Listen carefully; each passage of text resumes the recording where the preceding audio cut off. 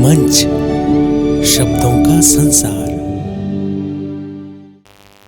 आप सभी को मेरा सादर प्रणाम। आज मैं अधिराज पुंडीर कक्षा 5 का छात्र इस मंच से 2 कविताएं प्रस्तुत करने जा रहा हूँ। उसमें से मेरी पहली कविता स्वरचित है।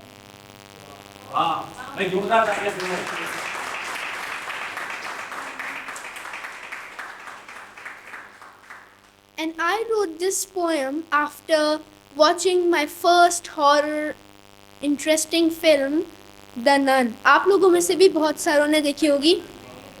So the title of my poem is The Hut on the Hills. The hut on the hills, I wonder, why the sky above it always thunder? In the night behind and under, there are noises of deadly blunder. The river near trembles like someone has drowned to bury the skeleton into the ground. What lurks inside the hut on the hills?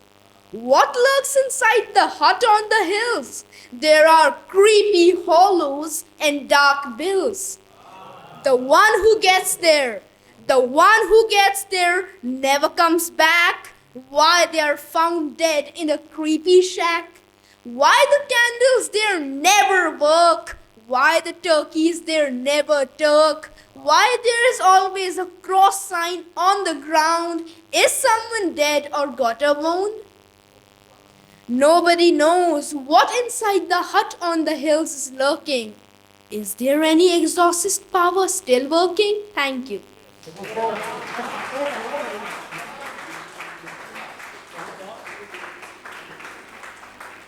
और मेरी दूसरी कविता महाभारत के उस पात्र से संबंधित है जिसने मुझे खासा बहुत प्रभावित किया है। एंड द टाइटल और मेरी कविता का शीर्षक है अभिमन्यु और इसके रचयिता है योगेश शर्मा।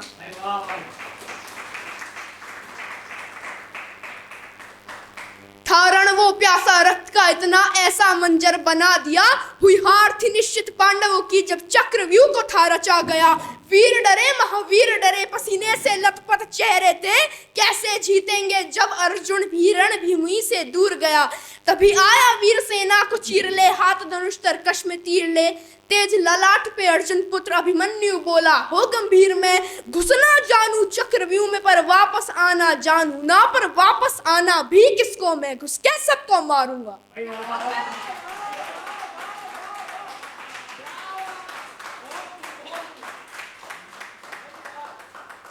मैं चक्रव्यूह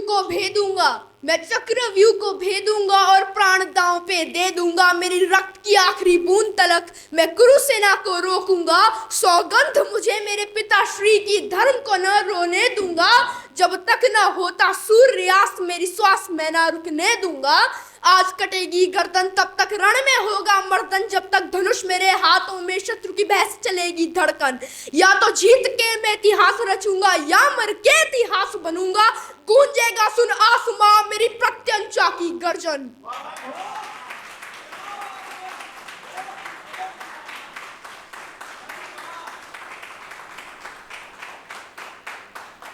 16 वर्ष की आयु में ही कर दिए लाखों मुंडखंड और भेद दिया था चक्रव्यूह ले ज्वाला आंखों में प्रचंड। वो तीर पे तीर चलाता जाए, वो रक्त की नदियां बहाता जाए। हाँ, रक्त से उसने लाल किया वो चक्रव्यूह का भूखंड। हाँ, नियति के द्वारा पर फिर षड्यंत्र ऐसा रचा गया। हाँ, तब अभिमन्यु को रण में महारथियों के सामने खड़ा किया। तीरों से काटे तीर, गदा से गदा को चकनाचूर किया। युद्ध हुआ भीषण और शौर्यवान ने सबको हरा दिया। एक एक करके हारे तब अधर्म का था फिर साथ लिया और अश्वत्थामा द्रोण शकुनी ने मिलकर प्रहार किया। वो अर्जुन पुत्र का पा नहीं हर वार का प्रतिकार किया। फिर कर्ण शकुनी दुर्योधन ने पीठ पे उसके वार किया। तीरों से भेदा छाती को, मारा गदा से जैसे हाथी हो। खंजर भोके जिस्म में न मृत्यु फिर भी आती क्यों। तलवारों से किए घाव अनेक, घावों से दी फिर पीठ भेद। मुख पर फिर भी हंसी के मृत्यु का न कोई खेद, न पीछे उसने पग मोड़ा।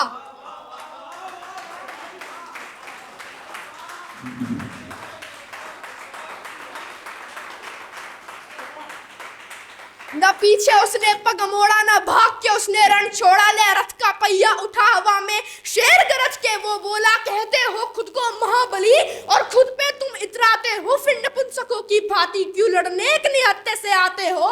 ये मृत्यु है स्वीकार मुझे, पर धर्म को न झुकने दूंगा। ये मृत्यु है स्वीकार मुझे, पर धर्म को न झुकने दूंगा। मेरे पिता के माथे पर मैं तिलक कभी हार का न लगने दूंगा। वो सूर्यास्त तक लड़के निहत्ता, वो सूर्यास्त तक लड़के निहत्ता वीर गति को प्राप्त हुआ।